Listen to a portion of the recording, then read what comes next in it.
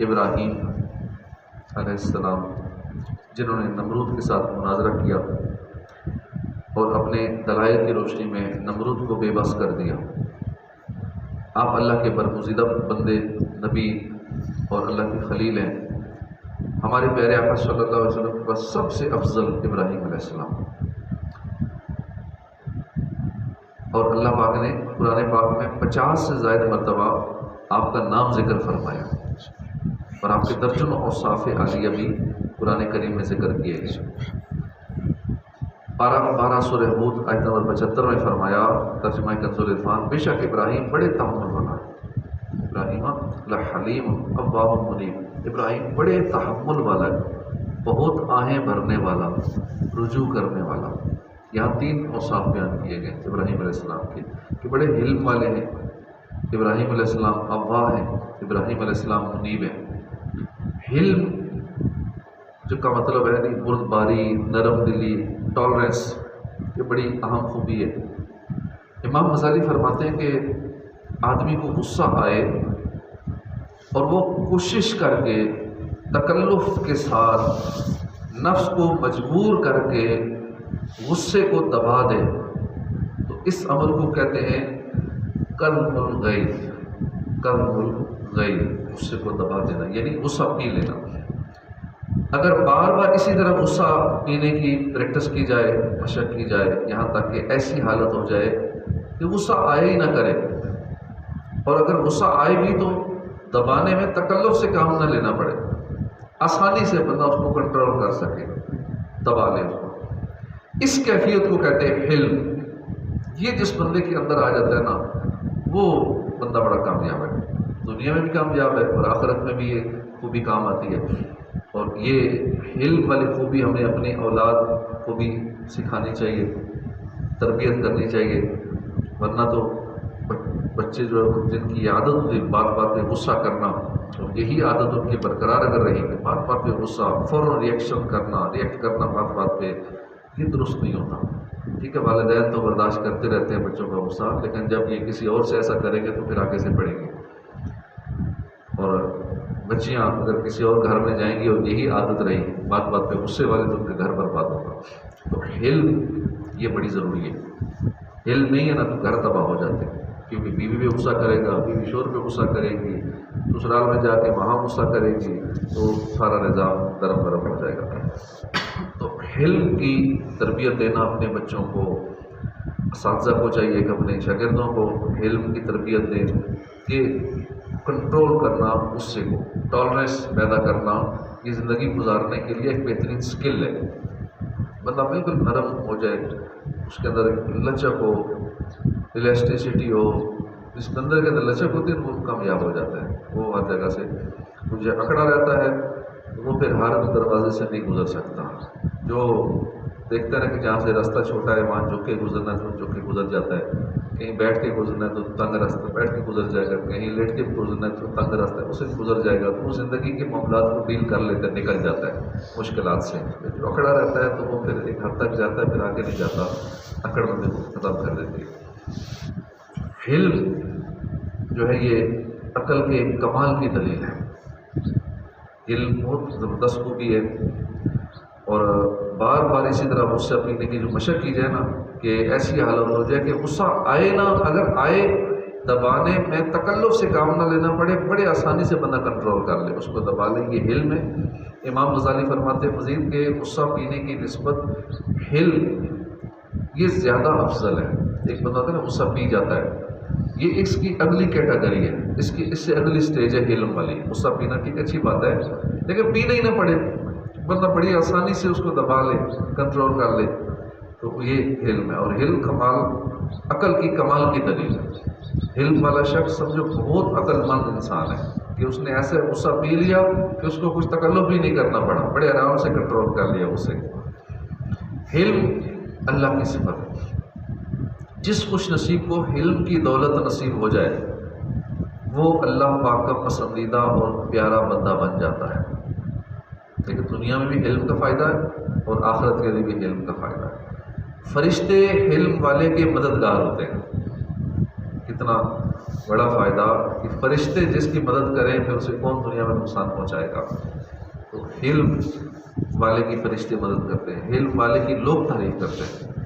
حلم والا آدمی بلند درجات تک پہنچ جاتا ہے. اب اس دور میں بھی دیکھ لیں، اگر کوئی کسی بھی ظلم کرتا ہے، غصہ کرتا ہے، یا کوئی سوشل میڈیا کا دور ہے، جو بندہ آگے سے غصہ کر دے گا، لڑ جھگڑ لے گا، بات برابر ہو جائے گی، لوگوں کو ہمدردیاں نہیں ملیں گی. لیکن ایک بندہ کسی پہ زیادتی کر رہا ہے، چاہے زبانی کر رہا ہے، بول چال کے کر رہا ہے، گالیاں دے رہا ہے، کچھ مار پیٹ بھی کر رہا ہے، کتنے سمجھدار لوگ آپ نے دیکھے ہوں گے سوشل میڈیا پہ، وہ چپ کر کے برداشت کرتے رہتے ہیں کہ فلاں نے ظلم کیا، آگے سے گالیاں دے دی، مار بھی دیا، کچھ زیادتی بھی کر دی، آگے سے ریئیکٹ نہیں کریں گے. اب ان کا یہ نہ کرنا ان کو اور سوشل میڈیا پہ مشہور کر دیتا ہے. ان کے حق کے لیے کتنے لوگ کھڑے ہو جاتے ہیں. تو ہم سرکاری ادارے میں ان کو حرکت میں آنا پڑتا ہے، یار ہاں واقعی فلاں نے زیادتی کی، فلاں تو علم والا تو اس نے تو برداشت کیا، آگے سے کوئی ریئیکٹ نہیں کیا، ہاں یہ بندہ زیادتی کرنے والا ہے. اگر ایک زیادتی کر رہا ہے، اگلے نے بھی وہی کام کر دیا، پھر تو معاملہ برابر ہو گیا، پھر تو کیا سزا لگے گی، تو دونوں کو ملے گی سزا. لیکن ایک نے حلم کا مظاہرہ کیا، کوئی آگے سے ریئیکشن نہیں دیا، تو عوام کی ہمدردیاں بھی اس کے ساتھ ہو جائیں گی، اور قانون بھی جو ہے وہ دوسرے کے لیے حرکت میں آئے گا جس نے ظلم و زیادتی کی. یہ نظارے ہمیں آج کل سوشل میڈیا پہ عام نظر آتے ہیں. حلم اللہ پاک کی صفت ہے، لوگ بھی تعریف کرتے ہیں علم والے کی، اور علم والا آدمی بلند درجات تک پہنچ جاتا ہے. سرکار علی وقار صلی اللہ علیہ وسلم نے فرمایا 5 چیزیں یہ سنت انبیاء ہیں، ان میں سے ایک علم بھی ہے. یہ ایسی خوبی ہے جو نبیوں کی خوبی ہے.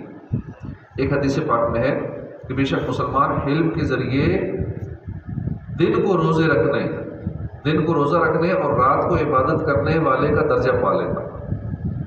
سرکار علی وقار صلی اللہ علیہ وسلم نے فرمایا بے شک اللہ پاک علم والے کو پسند فرماتا ہے.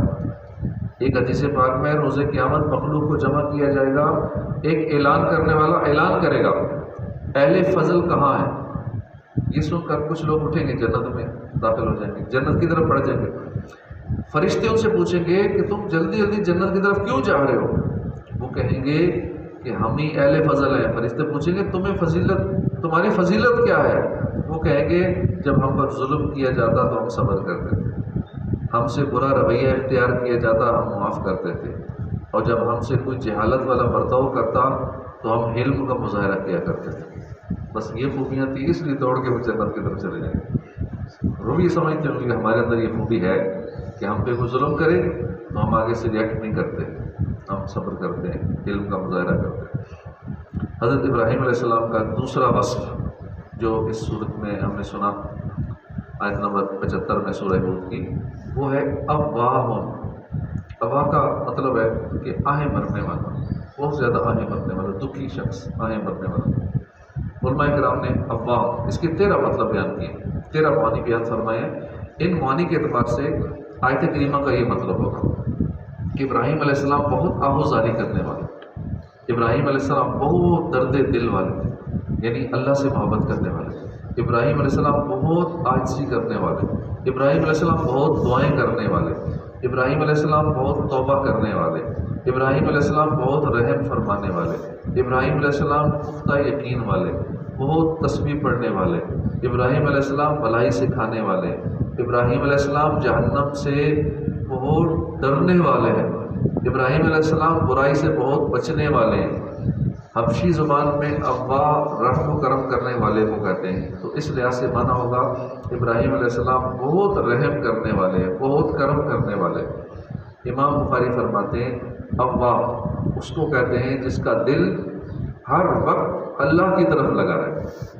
اس لحاظ سے مانا ہوگا کہ ابراہیم علیہ السلام وہ ہیں کہ جن کا دل ہر وقت اللہ کی طرف لگا رہتا ہے. ابراہیم علیہ السلام کا تیسرا وصف جو قرآن پاک میں بیان ہوا وہ ہے منیب. یہ لفظ انابہ سے بنا ہے اور اس کا مطلب ہے کہ سب کچھ چھوڑ کر صرف اس کا ہو جانا جو سب کا مالک ہے. تو اس لحاظ سے آیت کریمہ کا معنی ہوگا حضرت ابراہیم علیہ السلام دنیا اور دنیا کا سب کچھ چھوڑ کر صرف اللہ کی طرف رجوع کرنے والے ہیں. سبحان اللہ. اللہ کے پیارے نبی ابراہیم علیہ السلام کی کیسے پیارے پیارے اوصاف ہیں. اللہ پاک ابراہیم علیہ السلام کے صدقے ہمیں بھی اپنی کامل محبت نصیب فرمائے. کاش علم کی دولت مل جائے، کاش ہم اللہ کے خوف سے اس کی محبت میں آہوزاری کرنے والے بن جائیں، کاش دنیا کی محبت دل سے نکل جائے اور ہم صرف اللہ پاک اور اس کے پیارے حبیب دلوں کے طبیب کی طرف رجوع کرنے والے بن جائیں. محبت میں اپنی گما یا الہی، نفاہوں میں اپنا پتہ یا الہی، رہوں مست و بے خود میں تیری ولا میں، پلا جام ایسا پلا یا الہی. میرے دل سے دنیا کی چاہت مٹا کر الفت میں اپنی فنا یا الہی. میرے اشک بہتے رہیں کاش ہر دم تیرے خوف سے یا خدا یا الہی. ابراہیم علیہ السلام کی دیکھیے کتنے اوصاف ہیں، اور جو حج عمرے میں جاتے ہیں ان کو تو ہر چکر میں ابراہیم علیہ السلام کی یاد آتی ہے. ہر چکر میں جب مقام ابراہیم سے گزرتے نا، پہلے وہ رکن اسود آتا ہے، اسود کے سامنے سے جیسے ہی آگے ہوتے ہیں تو فوراً نظر مقام ابراہیم پہ پڑتی ہے. پھر ابراہیم علیہ السلام کی یاد آتی ہے کہ وہ جگہ ابراہیم علیہ السلام کی یہاں قدم کا نشان ہے. پھر آگے دوسرے چکر میں پھر مقام ابراہیم پہ نظر پڑتی ہے، تو ہر چکر میں ابراہیم علیہ السلام کی یاد آتی ہے. پھر وہاں جب قدموں کی زیارت ہوتی ہے کہ جہاں آپ کے قدم کا نشان لگا ہوا ہے، پھر کی یاد آتی ہے. تو یہ ساری انہی کی ادائیں.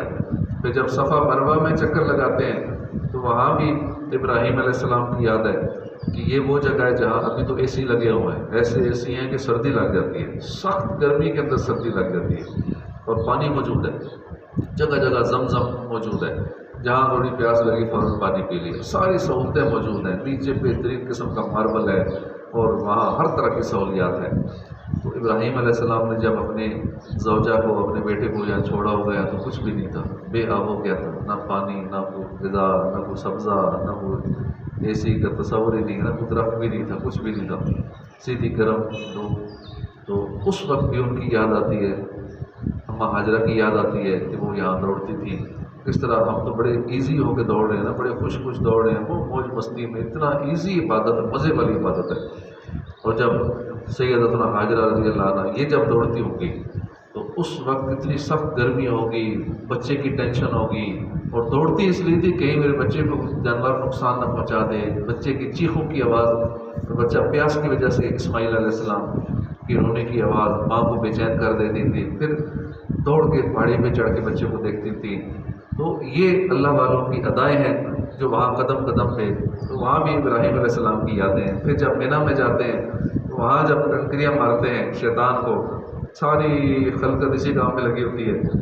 اور اب تو 4 5 6 راستے بنا دیے گئے ہیں. ایک نچلی منزل ہے، اوپر والی منزل ہے، اوپر والی منزل ہے.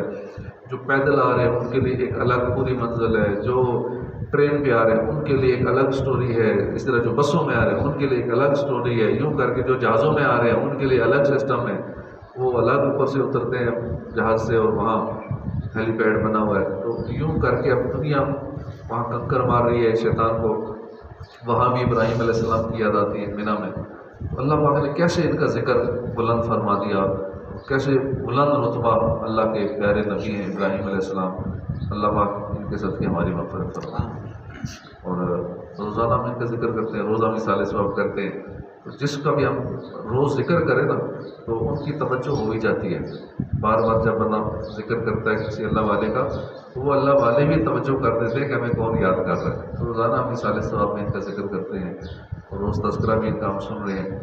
اللہ پاک ہمیں بار بار مقام ابراہیم دکھائے، بار بار صفا مروہ کی صحیح کرنا نصیب فرمائے.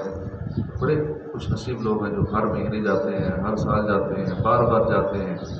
تو اللہ چاہے تو یہ اسباب ہو سکتے ہیں، بار بار حاضری ہو سکتی ہے. صلو علی الحبیب صلی اللہ تعالی علی محمد صلی اللہ علیہ وآلہ وسلم.